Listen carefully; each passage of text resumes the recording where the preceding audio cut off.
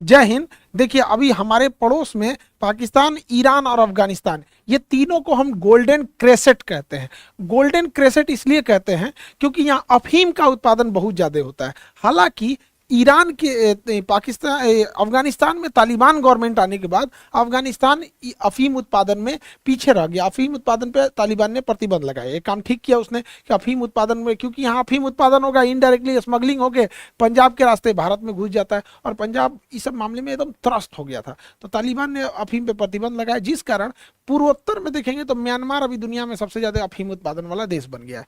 अभी इन तीनों देश में, इस गोल्डन क्रेसेंट में, एक खास करके आतंकवादी संगठनों को लेकर ये तीनों देश आपस में लड़ रहे हैं। सब तीनों देश लड़ रहे हैं सब। यहाँ पे इस एरिया में एक आतंकवादी संगठन है, तहरीके तालिबान पाकिस्तान। इसे हम पाकिस्तान का तालिबान कहते हैं। उसका कहना है कि यहाँ लोकतंत्र की सरकार हटाओ। जैसे अफगानिस्तान में तालिबान आया है, उसी तरह पाकिस्तान में तालिबान रहेगा। उसका नाम रहेगा टीटीपी, तहरीके तालिबान पाकिस्तान।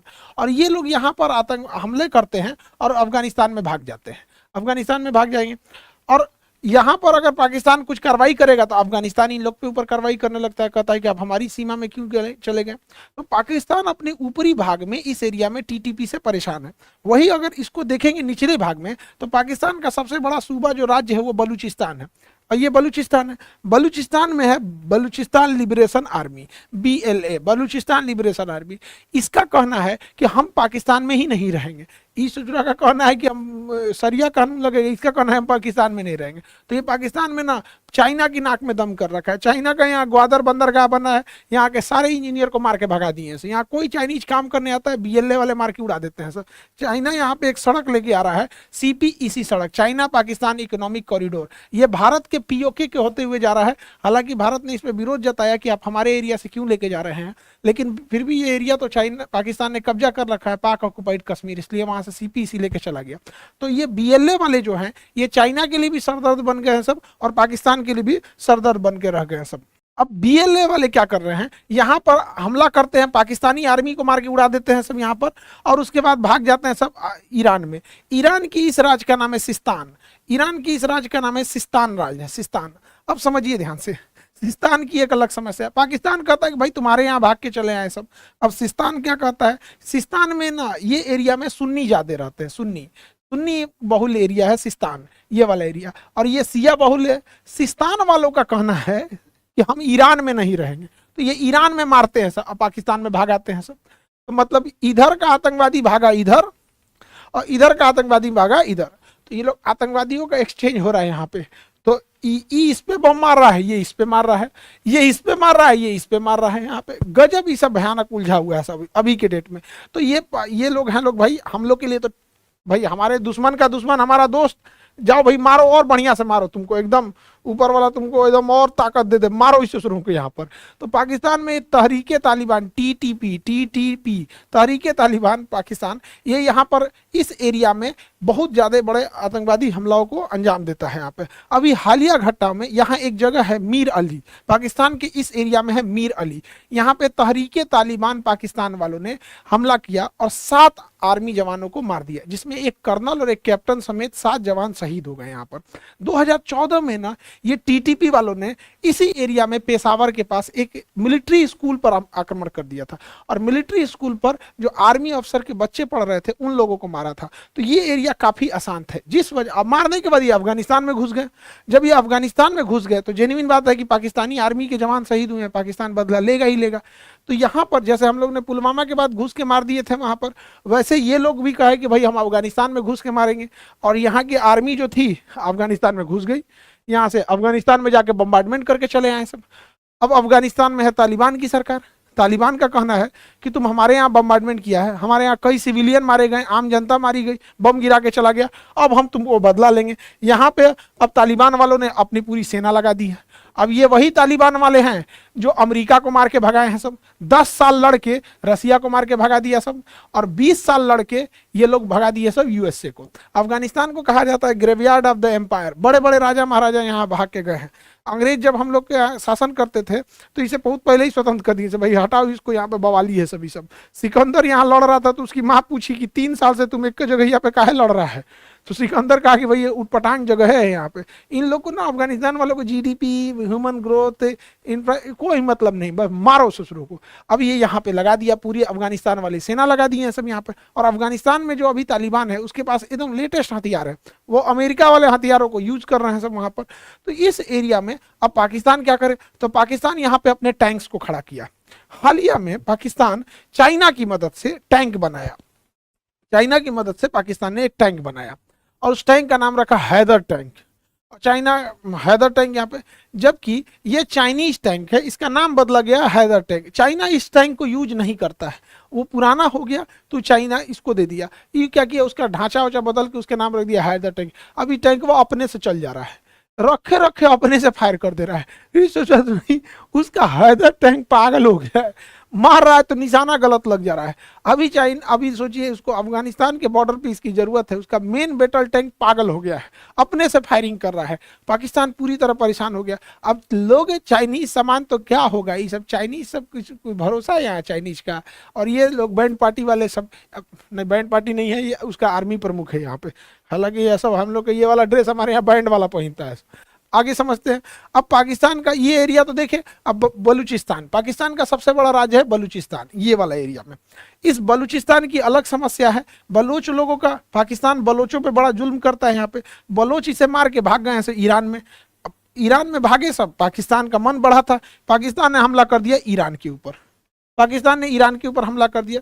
ईरान ने कहा कि भैया हम भी तुमको मारेंगे, ईरान बोलता है कि हम भी तुम्हें मारेंगे यहाँ पर। तो ईरान भी भड़क गया है इन लोग के ऊपर यहाँ पर।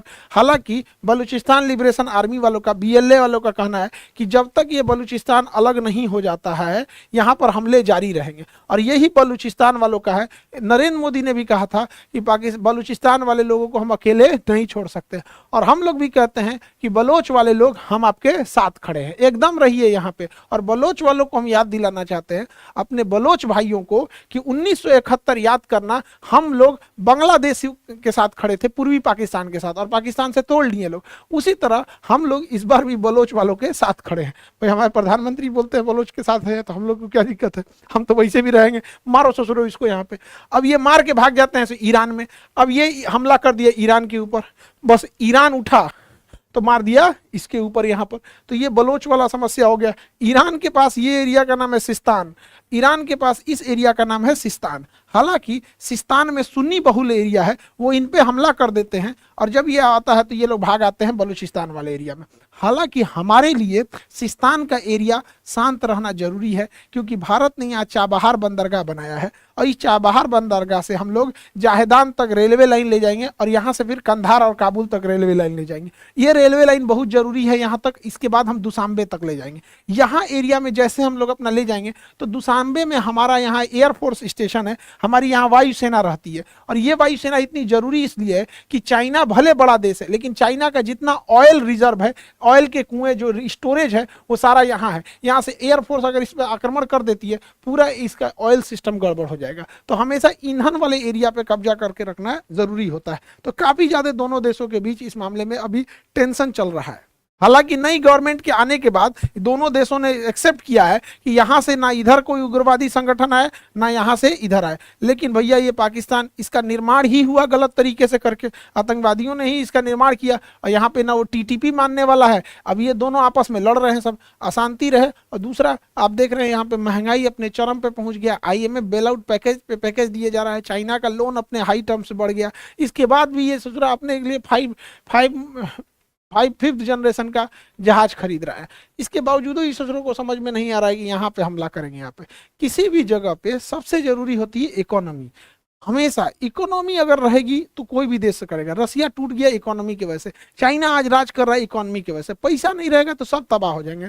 पैसा पे ध्यान ही नहीं दे रहा है। हालांकि नई गवर्नमेंट भी आई है, वो सेना के हिसाब से ही आई है, वहाँ पे पिट्ठू सरकार है यहाँ पे। इसलिए पाकिस्तान में कोई गवर्नमेंट उससे बात करना भी नहीं चाहता, क्योंकि किससे बात करेगा, सेना का ही वहाँ दबदबा होता है, सेना से कोई डायरेक्ट बात नहीं करता है। आई होप आप इस टॉपिक को समझे होंगे। और नीट वाले विद्यार्थी आप लोगों के लिए, और नीट और जेई वालों के लिए, आप सब लोग के लिए 6 अप्रैल को पटना के बापू सभागार में, 6 अप्रैल पटना के बापू सभागार में एक बड़ा आयोजन किया जाएगा। और वहां सारे टीचर आएंगे, आपको जितने आपको पढ़ाने वाले होंगे। और अब आप लोग को कोटा जाने की जरूरत नहीं पड़ेगी, वहां से बेस्ट टीचर आपको आएंगे। और 6 अप्रैल को बापू सभागार यहाँ पर आप लोग इवनिंग 3 PM पे, 3 PM, 3 PM पे आप लोग आएंगे वहां पर। और जो लोग ऑनलाइन रजिस्ट्रेशन करना चाहते हैं रजिस्ट्रेशन कर लेंगे, क्योंकि अपनी अपनी वहां पे सीट बुक कर लेंगे। और जो गार्जियन होंगे वो लोग भी समझेंगे कि जब भी आप एडमिशन कराइए किसी भी संस्था में अपने बच्चों का, तो ये जरूर पूछिए कि आपके बच्चों को कौन पढ़ाएगा, टीचर कौन पढ़ाएगा। कोचिंग नहीं पढ़ाती है बच्चों को पढ़ाते हैं कोचिंग के अंदर टीचर।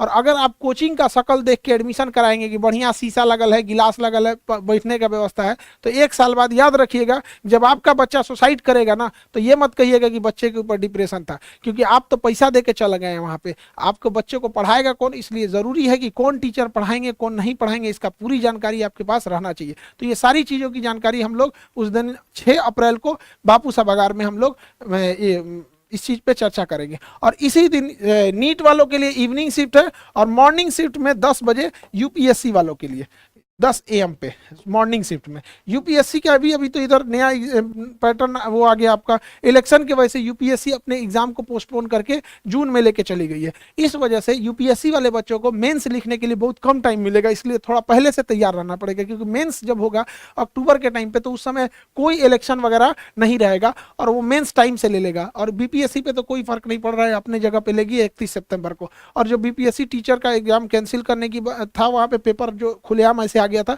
उसे आज ऑफिशियली नोटिफिकेशन आ गया है, उसे कैंसिल कर दिया जाएगा। हालांकि जिस दिन लीक हुआ था उसी समय पटना पुलिस की ईओयू शाखा इकोनॉमिक ऑफेंस यूनिट ने इस चीज को एक्सेप्ट कर लिया था। बता रहे थे लोग कि हम मतलब कि उनके पास प्रॉपर तथ्य है, और आज उस चीजों को कैंसिल भी कर दिया गया। आई होप आप इस टॉपिक को समझे होंगे। मिलेंगे नेक्स्ट क्लास में। जय हिंद।